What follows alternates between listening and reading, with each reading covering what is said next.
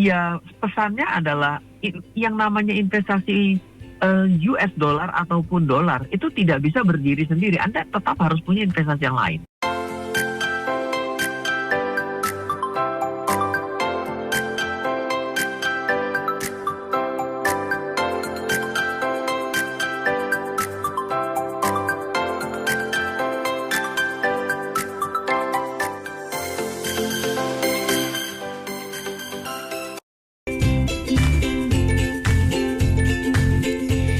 Pendengar KPFM, seperti Shirley janjikan di awal bahwa kita hari ini akan langsung berbincang-bincang dengan Mas Ryan Filbert, ya, seorang praktisi, inspirator investasi Indonesia, juga penulis puluhan buku bestseller nasional.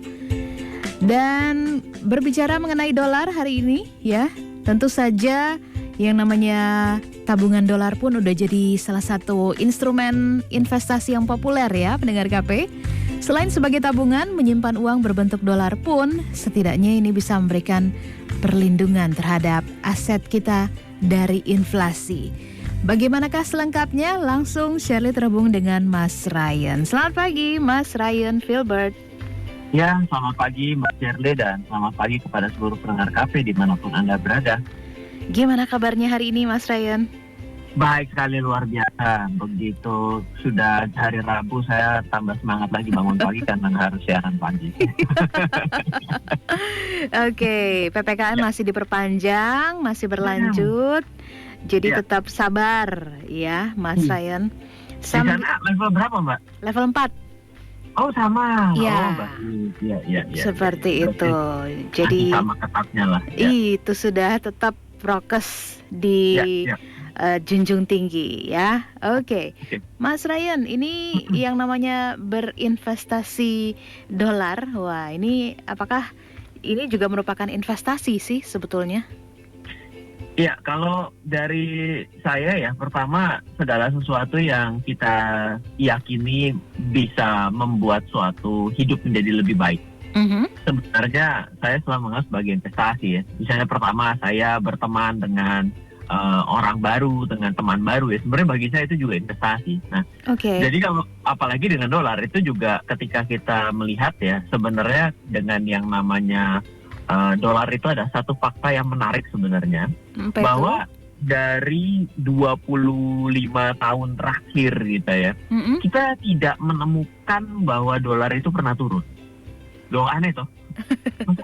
Selama 25 tahun selalu naik. Iya, kalau dilihatnya dari titik hari ini gitu ya, kita lihat ke belakang gitu. Kita selalu bilang bahwa ya dolar bukannya nggak pernah turun, tapi pernah dalam satuan masa tertentu di 20.000 gitu ya. Dan kalau misalnya kita beli di titik tertinggi, ya kita hari ini pasti rugi. Betul, kalau kita selalu ngomongnya dari titik tertinggi dan kita tidak pernah beli lagi, itu bukan investasi. Namanya coba-coba beli, kejebak di harga tinggi, terus nangis, kayak gitu loh. Nah, coba kita bayangkan ya, pernah kejadian dolar dalam keadaan yang lebih tinggi daripada hari ini. Tapi ketika dia mencapai titik tertinggi, ada satu masa dia turun cukup jauh. Misalnya 20.000 itu kan terjadi ketika Krismon gitu ya. Iya. Lalu juga pernah mencapai 15.000 itu di beberapa waktu tahun yang lalu gitu ya. Sekarang kita pikirkan saja, kalau 20.000 itu kan pernah kembali sampai dengan 8.000 ya. Kalau 28.000 bagi 2 ya balik lagi ke angka sekarang toh.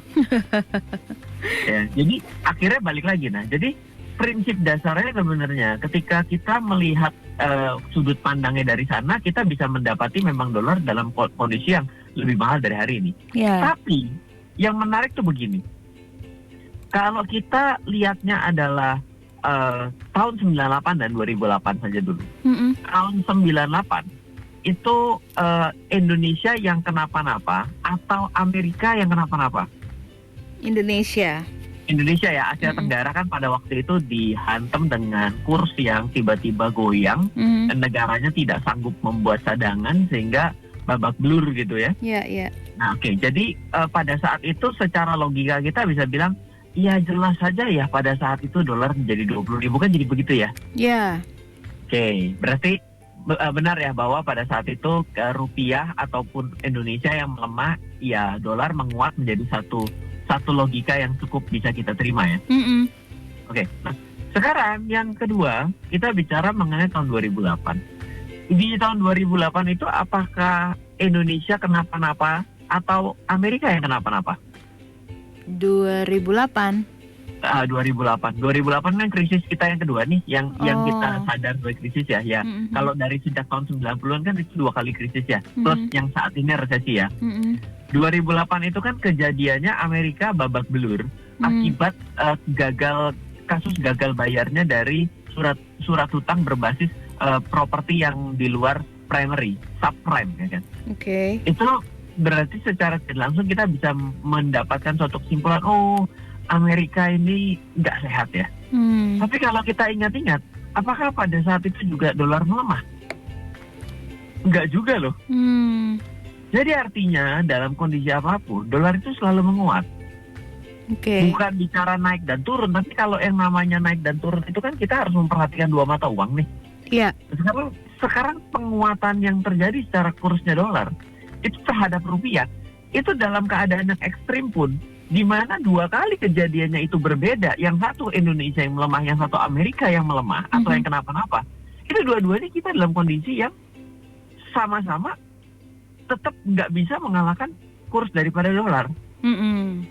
Jadi kalau lihat dari kondisi seperti itu, sebenarnya kita bisa sebutkan adalah investasi dolar ya.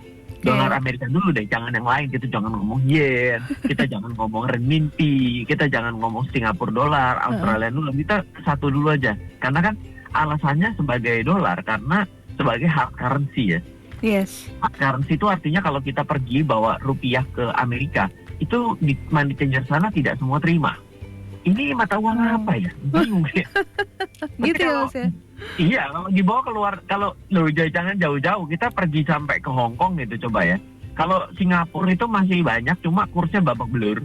Tapi kalau kita bawa rupiah ke Hong Kong itu juga sudah mulai sulit loh untuk cari tukerannya. Nah, sekarang kalau kita pergi ke Amerika gitu, dengan kita pergi ke Amerika itu kita tidak diakui secara langsung pertukarannya. Berarti kan sebenarnya dolar ini boleh dibilang sebagai alat tukar yang universal boleh dibilang. Berarti sebenarnya investasi yang bagus karena liquid di sana. Iya. Jadi dari 2 sudut pandang, yang pertama adalah sebenarnya kenapa juga menarik untuk menjadi yang sesuatu yang kita simpan. Itu pertama adalah karena dalam beberapa kejadian dari 25 tahun ini, dolar itu tidak pernah melemah terhadap rupiah. Mau siapa yang dalam keadaan masalah nggak peduli, tetap dia yang mengalami penguatan. Yang kedua, secara likuiditas berlaku secara internasional. Itu berarti investasi itu juga berbicara mengenai, iya sih investasi saya bagus sih, harganya naik, tapi kalau dijual kok setengah mati susahnya. Nah, ini namanya bukan investasi yang bagus juga. Dari 2 sudut pandang itu, dari 2 sudut pandangnya, saya rasa dolar masih bisa menjadi salah satu cara berpikir bahwa itu sebagai investasi. Ini termasuk investasi jangka pendek atau jangka panjang, Mas Ryan? Oke, nah ini dia. Bicara mengenai investasi jangka pendek, jangka panjang, saya menempatkan mata uang ya sebenarnya tidak secara langsung sebagai alat investasi, tapi sebagai alat yang mirip seperti emas, yaitu sebagai sarana hedging. Hedging itu apa sih, Ryan? Hedging itu bagi yang tidak mengetahui, penjelasannya begini. Hedging itu yang membuat Anda bisa tetap kaya ketika perekonomian sedang tidak baik-baik. Loh, Ryan, contohnya gimana? Contohnya begini. Kalau yang hedging yang paling gampang di logika itu adalah emas. Jadi kalau Anda beli emas di 20 tahun yang lalu dan 10 tahun yang lalu dan hari ini, nilainya itu cenderung selalu bisa ditukar dengan barang yang sama loh. Misal 20 tahun yang lalu 1 kilo bisa ditukar mobil mewah. 10 tahun yang lalu bisa ditukar mobil mewah. Hari ini bisa ditukar ya mobil mewah juga 1 kilo. Itu berarti tidak membuat kita menjadi dengan memegang 1 lembar kertas 100.000 gitu ya di rupiah. Di Indonesia itu kita tetap akan menjadi tambah miskin dari hari ke hari. Coba pergi ke minimarket 5 tahun yang lalu dengan 100.000 rasanya belanja lebih banyak tuh kantong Iya. atas. Iya benar Nah Mas. ini 100.000 loh Pak. Ini saya kayaknya belanjanya terlalu sedikit. Ini nanti kok uangnya sama gitu. Nah sekarang berbicara mengenai dolar, kenapa bisa begitu? Heeh. Karena secara tidak langsung kita bisa logika begini. Seiring dengan waktu, ketika perekonomian negara kita dengan keadaan tidak baik-baik saja, Iya. maka biasanya kita melemah secara kurs terhadap dolar, benar nggak? Jelas. Iya kan? Nah, Iya. berarti kan ketika kita pegang dolar dalam keadaan kondisi bumi gonjang-ganjing, berarti kita ngerasa diuntungkan, benar nggak? Iya. Nah, tapi ketika kondisinya sedang kondusif, begitu strongnya gitu ya, Heeh. iya terbalik justru akhirnya dolarnya itu terasa mau turun kok susah turun, tapi tidak kemana-mana. Jadi itulah yang bisa disebut sebagai hedging. Ketika kondisinya di negara kita tidak kondusif, investasi kita malah naik sendiri. Tapi ketika kondisi negaranya adalah kondusif, investasi kita yang mengimbangi. Jadi sebagai sarana lindung nilai atau hedging. Jadi kalau misalnya dibilang, oh Ryan kalau gitu karena saya tahu bahwa dolar ini sebenarnya kata saya 25 tahun ini tidak pernah melemah terhadap rupiah, berarti kita boleh investasi segala-galanya di dolar. Ini juga yang menurut saya kurang pas cara berpikir seperti itu. Oke. Kenapa? Karena begini, kalau kita itu pegang dolar Amerika misalnya umpama dalam jumlah yang sangat banyak, secara tidak langsung dengan statement bahwa bila negara kenapa-napa baru mengalami kenaikan yang sangat tinggi secara nilai tukar rupiah melemah dan dolar menguat, berarti secara tidak langsung sedang nyumpain negara kita kenapa-napa dong. Kalau kita lagi pegang dolar jumlah banyak, benar nggak? Iya. Iya, betul ya? Iya, berarti jadi bingung gitu. Di satu sisi kita lagi tinggal di Indonesia gitu ya, tapi kita Dilema. dalam satu kejadian aset kita dolar semua. Jadi kita bilang, aduh Indonesia please kenapa-napa dong. Loh, doanya jadi aneh. Jadi nggak bagus doanya. Iya. Jadi apakah investasi yang bagus secara dasar? Yes. Tapi ketika kita lanjutkan, apakah kita perlu punya sangat banyak? Ya enggak, kecuali punya dalam satuan tertentu, kecuali anak kita atau kita juga sebagai pemakan dolar. Bukan jadi pemakan dolar, kan? Gimana maksudnya? Gini, ya yang namanya mata uang itu kan bisa disimpan dan bisa dibelanjakan atau digunakan dan ditransfer ya. Iya. Ya kalau sekarang dalam keadaan pandemi ini mungkin Anda punya anak kuliah di Amerika, yang mana setiap bulan masih harus Anda kirimin. Ya secara otomatis sebenarnya mau dolar lagi naik atau tiara pun, tetap Anda harus beli dolar karena anak-anak Anda lagi makan dolar tuh di Amerika. Iya. Karena tidak bisa dikirimin rupiah tuh, karena rupiahnya nggak laku di sana, gitu kan? Iya. Begitu kira-kira. Oke. Artinya yang ingin investasi di dolar ini otomatis sehari-harinya menggunakan gitu ya Mas Ryan. Tidak bisa dipisahkan lah. Bisa dikatakan seperti itu. Pertama, kalau kita simpan dolar dalam kejadian yang tertentu dan sangat banyak, menurut saya mungkin kalau misalnya kita itu tidak dalam kebutuhan yang berlangsung secara terus-menerus, misalnya seperti butuh buat pendidikan anak di luar gitu ya, maka menurut saya itu agak salah kalau Anda ada di Indonesia dan menyimpan dolar dalam jumlah yang banyak seperti itu. Kenapa? Karena secara tidak langsung Anda jadi konflik. Satu sisi Anda ada di Indonesia, tapi kita tahu satu-satunya fakta yang membuat dolar mengalami kenaikan sangat kencang adalah di Indonesia kalau terjadi pelemahan yang signifikan di negara kita. Nah yang kedua adalah kalau kita dalam jumlah yang sangat banyak, kita tahu bahwa dolar itu sebagai sarana lindung nilai atau menyeimbangkan atas investasi kita yang lain. Ya. Berarti jawabannya adalah Anda juga tetap selain menyimpan dolar, Anda juga harus menyimpan investasi yang lainnya untuk mengimbangi. Gitu loh. Karena kalau kondisi kendaraan tiba-tiba pulih dengan cukup signifikan, hari ini mungkin tidak terlalu tinggi perubahannya karena semua dunia mengalami masalah yang sama terkait dengan pandemi ya. Makanya saya bilang krisis kali ini itu terjadi krisis kesetaraan. Semua ngerasain kondisi yang sama ya, nggak ada yang bebas pandemi semuanya, cuma ada sedikit yang sudah mulai ada herd immunity-nya dan lain sebagainya. Tapi itu masih wait and see, karena kalau secara major itu masih jadi masalah, maka kan akan terjadi masalah di ekspor dari negara yang dimaksud kan. Iya, iya. Ya, pada hari ini kan itu yang akan menjadi pemberat bagi sebuah negara juga mengalami pemulihan bagi perekonomian sendiri, karena tidak semua negara bisa berdikari untuk perekonomiannya atas negaranya sendiri tanpa tergantung dari negara lain. Iya. Begitu. Jadi ya pesannya adalah yang namanya investasi US dollar ataupun dolar itu tidak bisa berdiri sendiri. Anda tetap harus punya investasi yang lain. Jadi ingat, taruhlah investasi Anda di beberapa keranjang gitu ya Mas ya. Jangan meletakkan satu tempat gitu ya. Betul. Jadi ada teori yang kita selalu harus pegang dalam investasi yang namanya adalah diversifikasi. Nah, diversifikasi yang bagus itu adalah memang mengenal karakteristik yang berbeda dalam instrumen investasi kita. Contohnya gitu ya.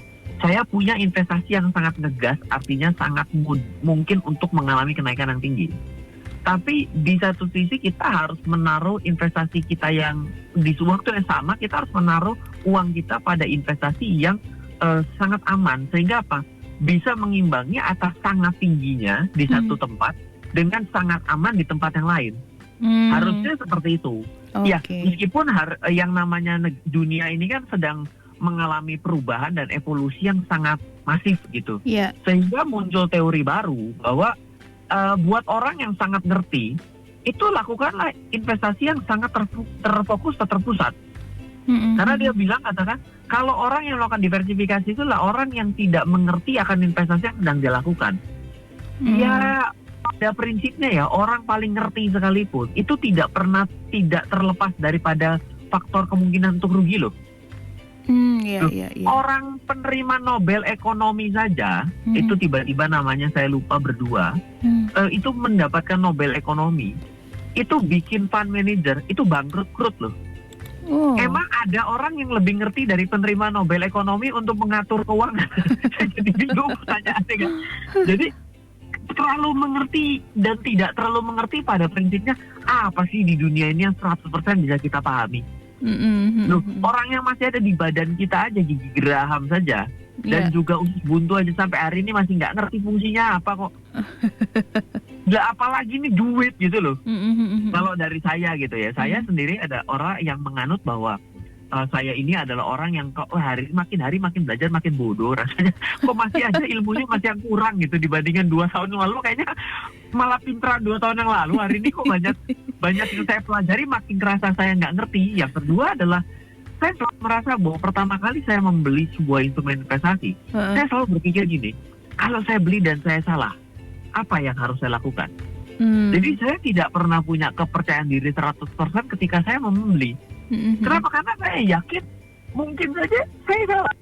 Kenapa? Karena harga dan nilai itu belum tentu bukan saya yang tentukan, bahkan belum tentu loh, bukan saya yang tentukan. Bisa contoh begini, Anda sudah beli yang namanya deposito deh, ilmu yang paling basic ya kan. Deposito kan juga ada deposito dolar ya. Iya. Anda sudah beli deposito, Anda sudah penempatan deposito sekarang. Sekarang saya mau tahu, apakah Anda yakin sekali bahwa ini adalah bunga yang paling tinggi yang bisa diterima selama yang Anda tahu? Ya nggak tahu. Emang yang ngatur suku bunga acuan Anda? Kan bukan. Ya kok lembaga penjamin simpanan. Yang kedua, lembaga penjaminan itu depends on apa? Depends on kepada ya interest rate dari bank sentral. Benar nggak? Sekarang logikanya, kalau misalnya Bank Sentral Indonesia mungkin kita bisa ketahui dengan cukup pasti. Sekarang kalau Amerika tiba-tiba melakukan negatif interest rate, emang situ bisa ngatur juga? Kan nggak bisa ya.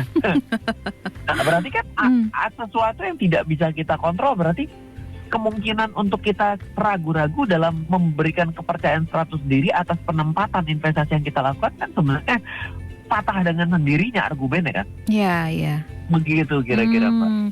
Oke, artinya juga tetap aja yang namanya resiko berinvestasi di dolar nih ada begitu ya Mas Ryan ya? Oke, ini ketika ditanyakan risiko investasi akan selalu nempel. Kenapa ya? Seketika saya beli $1 14.500, ternyata tiba-tiba turun jadi 14.000 ya risiko. Oke. Tapi ketika kita simpan ini dalam jangka waktu yang panjang, itu terbukti secara dasar bahwa yang namanya dolar itu tidak pernah melemah. Dibandingkan apa dulu, tidak melemah, yang dibandingkan daripada rupiah kita. Dan artinya adalah seperti tadi penjelasannya, dalam kejadian ekstrim 2 kali krisis dengan kondisi yang ekstrim berbeda, yang 98 Indonesia yang memang relatif dalam keadaan kenapa-napa, tapi 2008 adalah Amerika yang kenapa-napa. Itu ternyata dari 2 kejadian itu kita mendapati bahwa memang dolar nggak pernah turun. Gitu. Oke, jadi dari sisi resiko pun kecil ya, Mas Ryan? Dalam jangka panjang. Dalam jangka panjang. Dan kalau dibeli lagi semakin kecil. Oke. Investasi itu ketika dibeli cuma sekali, itu sangat besar resikonya.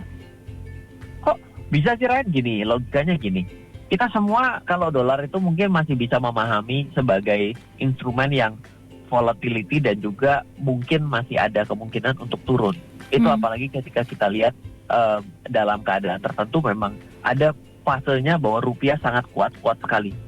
Dan pernah juga kemarin kan di bawah 14.000 ya. Nah, sekarang kalau kita bicara mengenai membeli emas. Emas ini kan yang terbukti secara common sense, bahkan dari papa saya yang anti investasi dulunya pun mengakui bahwa investasi yang bagus itu hanya cuma beli tanah dan juga beli emas gitu. Iya. Sekarang gini aja, kalau kita beli emas cuma 1 kali, apakah kita bisa punya keyakinan bahwa emas itu akan selalu naik angkanya dan tidak pernah turun? Nggak juga loh. Hari ini sedang dalam keadaan turun. Saya yakin ada orang yang membeli di 2020 atau 2021 ini lagi kesal karena emasnya dia turun. Iya. Nah, akan menjadi tidak terlalu berat exposure-nya mengenai kenaikan dan penurunan kalau dibeli 2 kali. Kenapa? Waktu saya beli di 1 juta harga emas, harganya di 800.000 misalnya. Harga 1 juta dan 800 itu tiba-tiba membuat harga rata-rata saya di 900.000 loh. Secara tidak langsung akan mendekatkan angkanya dengan harga yang saat ini sedang berlangsung, benar nggak? Iya. Jadi ketika saya beli yang ketiga kali, misalnya saya beli 1 juta, saya beli lagi yang kedua kali 800.000. Ternyata di yang ketiga, pembelian ketiga pun tidak mengalami perubahan harga di 800.000. Berarti menjadi 2.600.000, 200, iya benar, 2.600.000 kan, 1 juta tambah 800 kan 2.600.000 ya. Iya. Sekarang kalau 2.600.000 kita bagi 3, rata-rata kan begitu ya cara ngitungnya. Nanti kalau 2.600.000 bagi 3 apa? 800 lebih. Iya. Ya, jadi mungkin 850-an kali ya mungkin ya. Oke lah. Dari yang pertama kali kita beli 2 kali, harganya 900, benar kan rata-rata kita? Iya, Mas. Begitu kita beli di 3 kali, berarti harga rata-rata kita di 850. Makin turun dan makin mendekati dengan harga 800.000 kita kan? Jadi, ketika kita investasi yang harganya fluktuatif, memang semua juga investasi pasti ada angka yang akan kita beli dan fluktuatif. Ya, pertama, adalah kita tidak bisa yakin 100%. Yang kedua, diversifikasi. Ya, yang ketiga adalah membeli berkali-kali. Secara otomatis itu akan menyelamatkan kita lebih cepat once harganya mengalami kenaikan. Oke. Ya. Wah, oke deh. Tentang dolar ini luar biasa ya. Iya, kita berusaha untuk memberikan pandangan lah, karena ada orang yang punya pandangan yang mungkin sangat cinta atau sangat fokus gitu, sehingga dia berpikir bahwa investasi itu lebih baik pada satu hal. Iya, boleh saja sih, tapi kalau menurut saya kok itu tidak sesuai dengan teorinya. Ya, tadi kembali lagi, kalau saya penganut aliran teori diversifikasi ya.